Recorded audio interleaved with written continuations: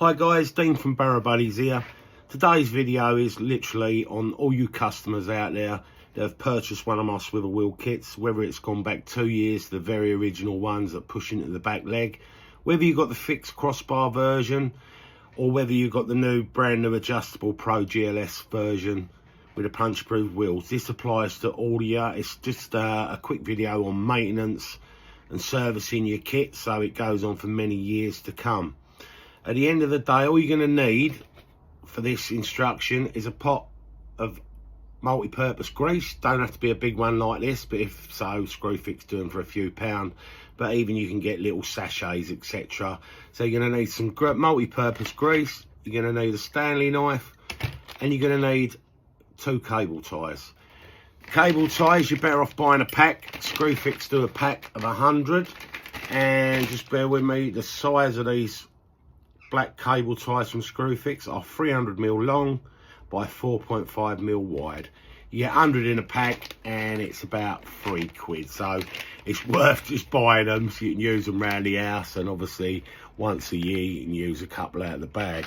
So that's all you're going to need to service the kit. And don't worry guys, this job is absolutely simple.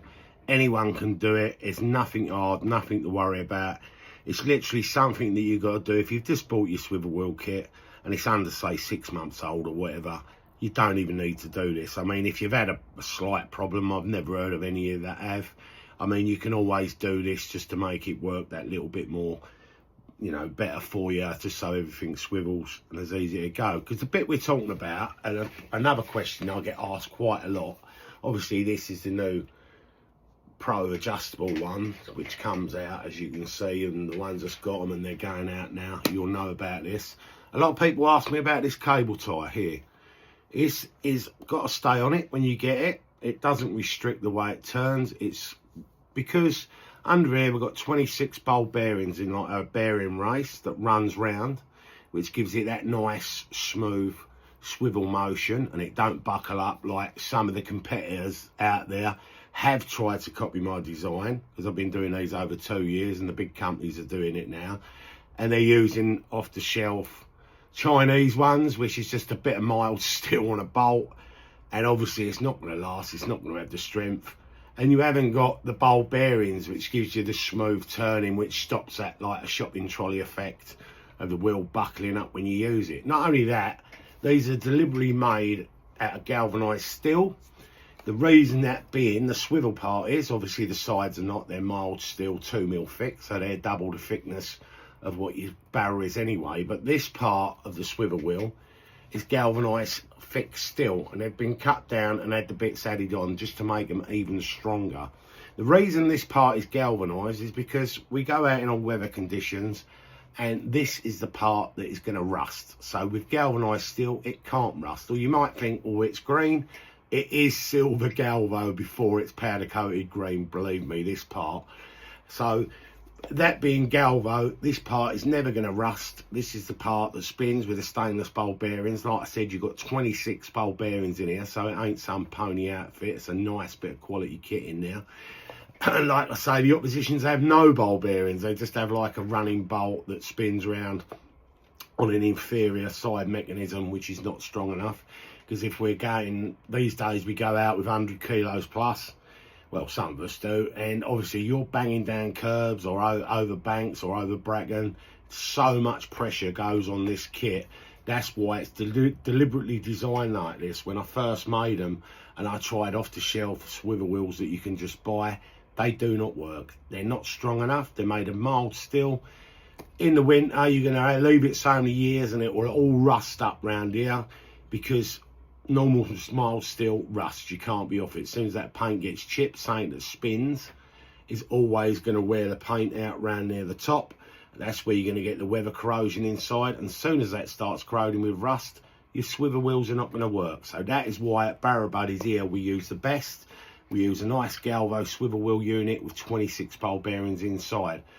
Inside, we're servicing this. What we're going to be doing today is just cutting this cable tie off, and we're going to be re-greasing it, and I'm going to show you how to do that and just simply put the cable tie back on. It's as easy as that. You only got to do that probably once a year, Just do it so it's keeping it in tip-top condition. The grease is all nice and freely. You've got to have the cable tie back on, so don't just cut the cable tie off, grease it and think that's going to be okay, because if you do that, grease obviously makes things stick to it. So any bit of crap or shit that's coming off the floor is going to go up there, stick to that grease, and it's going to bind and it's going to stop you swiveling. And anything that stops you swiveling will stop the whole thing working, make it be a nightmare to use. You're going to be dragging sideways, etc., like some of the oppositions do where they're bending slightly, because as soon as you use that straight structure, it doesn't work properly.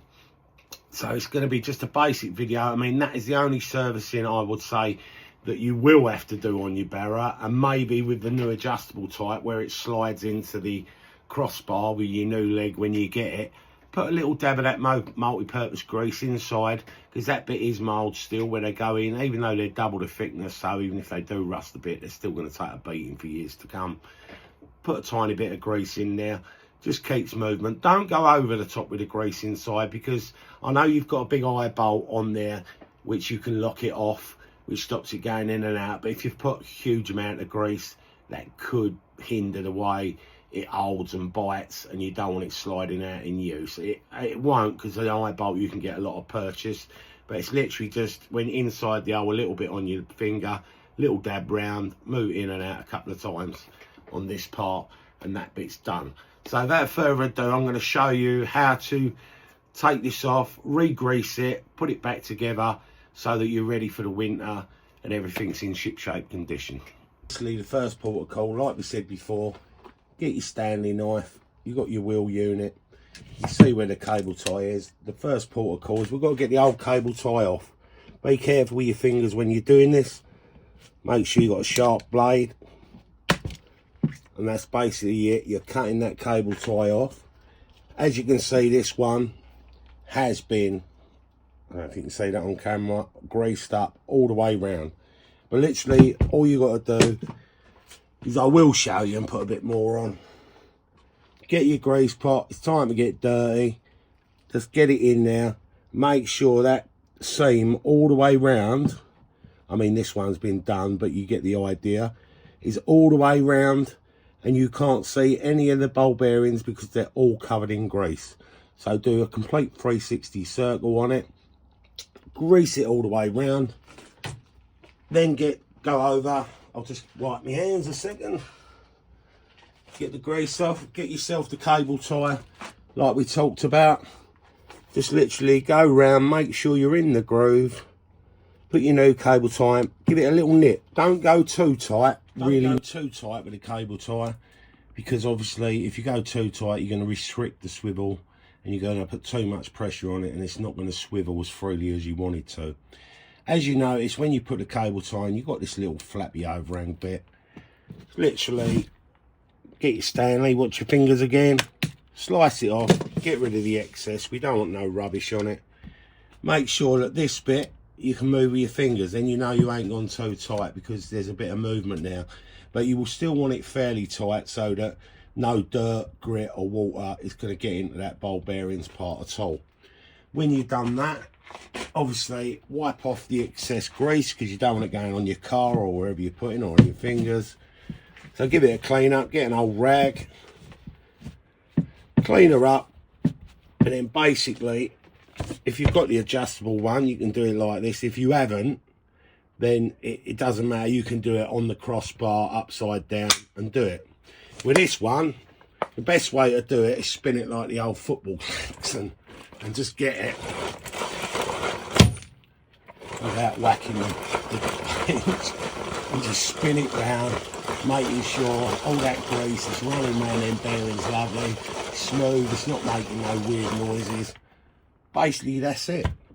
Job done. It's just simply as easy as that. Greased all up, all ready for the winter, ready to go. Some people with the new kits may ask, what are these stickers for? All they are is marker points. So when you're sliding in either side on the adjustable version, if you put it either all the way in, depends how you want it. If you want it a bit wider, go up to the first sticker, do the same the other side, because you don't want one in all the way in and one not level the other. You want to be out the same distance, equal either side. because that's going to make Optimum swivel in for your barra and make it drive that much better. Obviously you've got another setting as well, so that's the 1, 2, 3 settings. I wouldn't go past the end setting, I mean, because what you're doing is you're making that too far on the end and you're going to lose a bit of strength there. So use that as the last setting, which is going to be plenty wide enough, so it's going to make stability really, you know, a lot better than what you've got already. And basically, as long as you go up to any one of them points when you're locking off with your eye bolt in a crossbar, that's what the stickers are for. I mean, if your stickers wear away, it's better off just getting a permanent marker pen. Take the sticker off and do a line, so you know it's always going to be there, and you can see in the dark whatever might be better for you. But other than that, guys, that's basically it. That's all you got to do to your swivel wheel kit, just to keep it in optimum condition and keeping you going for many years to come. So I hope that helps everyone, keeps everyone out on the bank for a lot longer. So I hope that's helped all you guys out there that's got one of my swivel wheel kits. Just bearing in mind, if you've got any problems with any of my products, I'm here 7 days a week. So you can ring me up to, say, 10 o'clock at night from 8 in the morning. I'm always there on the end of the phone, or you can send me a message on, you know, my usual number, 07808 048 513. You can message me, WhatsApp, you know, whatever's easiest for you. I'm always here to help. I'm always here to help, even if you've got other barra problems. I don't fix any electrical stuff at all on any of the barras, just because cart porters are only licensed to cart porter. They're the only ones who are allowed to sell their parts. And basically hub motors, I don't get involved in Chinese ones. And there is sites out there on Facebook that are very knowledgeable on the hub motors. Other than that, I have got me new water brackets that the first batch was a complete success. They all sold out within a couple of weeks. I have got another 500 coming, and these you all like to know is to fit the wider ones, because the first ones still fit 90% of the bottles out there, and a lot of people are using them for their buckets, as you've probably seen in the videos and pictures. But the new ones will take the thick handled bottles like the Ridge Monkey ones, because I've made the bottom hook that little bit more wider, so it's a nice snug fit on there, and it's going to hold and cater for any bottles or buckets that are going to hang off the water clips. They are at the powder coater as we speak, that batch, and I am getting them back due Friday. I'm just waiting for thumb screws, etc. So they will be available, but I will be posting on my Facebook group with a link to eBay when they're out and when they're ready. So anyone who's waiting on the water bucket carrier clips, they will be ready for the weekend. Like I said before, can people stop, please? I get about 200 a day. Is my kit ready? Is my kit ready? I know you're waiting. I know you've been very patient, and I hold my hat off to you all. I have been slightly behind. I did have a couple of week holiday a little while ago that put me back a little bit, because I've been working like 7 or 8 months non-stop, 7 days a week, and I needed a little recharge because it was getting a bit on top. But I am a bit behind just because I've got so much going on. I am a one-man band. I am trying to get help as we speak, and I'd only use an English company, which I can overlook and see the quality of what's being produced. But I am trying to speed things up to get the kits out there quicker. Hopefully, you know, in the future we can get on top of it. And I will be sourcing black wheels as well soon that I am waiting on, which will just make the kit look that little bit better. I know it's pretty simple. Anyone who's bought one, if you've got them and you don't like the red or silver or whatever colour you've got and you want it all to match in your barra, go down Screwfix for £7, a can of matte black spray. As long as you mask up the arms, you don't even have to take the wheels off. Give them a quick spray over, bit of lacquer if you want them to make them a bit tougher so the paint don't come off. And then, you know, you can do it yourself, so it's not an issue. But in the future, I am sourcing them, and they will be black. But we're still a few months off. Got about another 3 months wait before I'm going to get them in. Other than that, all I can say is thank you to all my valued customers out there. Love you all, because it's without you guys, we're nothing. And I always love your feedback, good or bad. I mean, as you, I don't know, probably some of you noticed today, I've changed the Facebook group. I've stopped selling.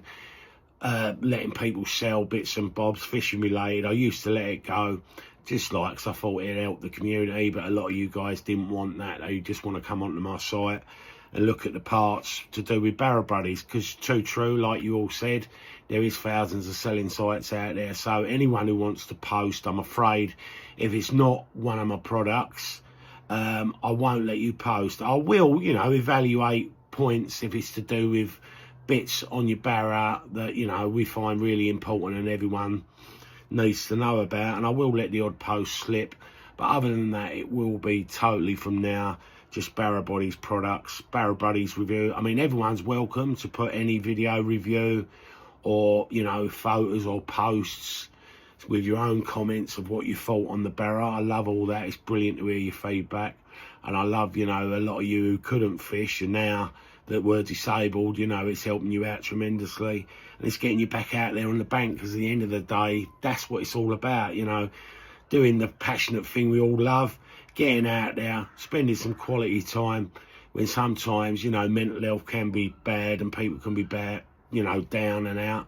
And it's just nice to get back out there, having a chin wag with the lads, doing what you love and doing a bit of fishing. But other than that, like I say, I'll mate off to you all. Keep it going, guys, because I love everything you've all got to say. Don't think that you can't ring me, you know, if you've got a problem with other things that's not Barra related, because you can. If I don't know, I'll try and point you in the right direction, or give you a group of where you can, you know, get some help, that drastic help that you need. I do, you know, 4 or 5 calls every day of people that's got different problems, and hopefully 80% of the time I do help them out, which is nice, because that's what it's about, getting us all going, where a lot of other companies don't even, you know, acknowledge you with email messages or calls. So I'm always here to help. Like I said, any new products that will come will always go from my Facebook group. I am online now, barrabuddies.co.uk, which a lot of you already know, because I do get a hell of a lot of questions on there as well. I try to answer as quick as I can. Even when I'm working, I'll stop and have a coffee and a smoke, because, yeah, I'm a smoker. But, you know, I have my little coffee break now and again, and or even while I'm fabricating, we'll stop and try and answer a few questions, you know, in between the times that I am working.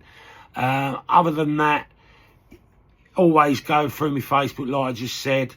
You know, it makes life a bit easier, because the MSN on there, I'm normally pretty responsive on that the most. Or on my website, that will always get done once a day for any of your queries and questions. So, tight lines, guys, and I hope to see you all soon. And speak soon. Bye for now.